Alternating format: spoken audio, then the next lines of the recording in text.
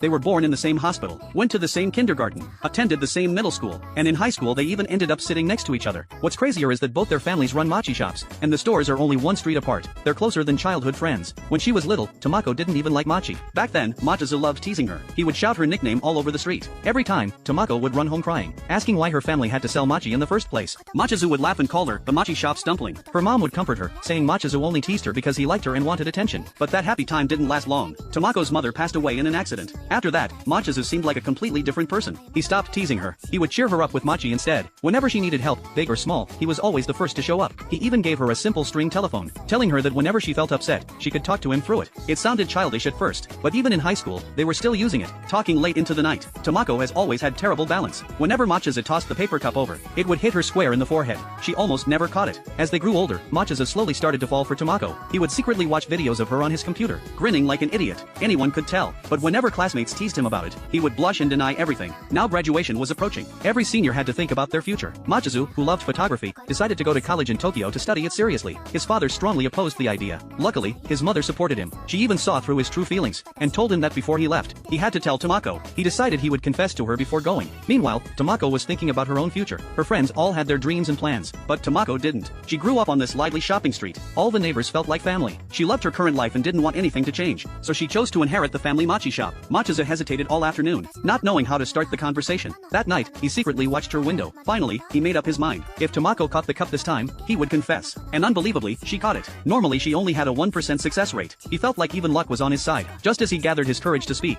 he realized the person at the window wasn't Tomoko. It was her little sister. She said she just came to grab a pen refill. In that instant, all his courage disappeared. He decided the next morning he would confess face to face. He even rehearsed his opening line and everything that would follow. But life never goes as planned. On the way to the bathhouse, they unexpectedly ran into each other. Machizu was so startled he dropped everything. Tomoko told him that starting the next morning, she had early club practice for an upcoming performance. His morning confession plan was ruined. During school cleanup, Machizu kept sneaking glances at her. Midori noticed immediately. After school, Midori pulled Tomoko away and waited for Machizu alone. She confronted him about his feelings. He blushed instantly. Even though it hurt, Midori told him that if he was going to confess, he should do it properly and face Tomoko like a man. Because Midori had always been in love with Tomoko, but she didn't want to ruin their pure relationship, so she chose to watch from afar. That afternoon, Machizu gathered his courage again and asked Tomoko to meet him by the river. But Tomoko, being dense as ever, thought they were going to talk about mochi. She even brought up how he used to bully her there as kids. Back on the bridge, before Machizu could speak, Tomoko picked up a stone shaped like mochi and thanked him. She said that because of him, she went from hating mochi to seeing life differently.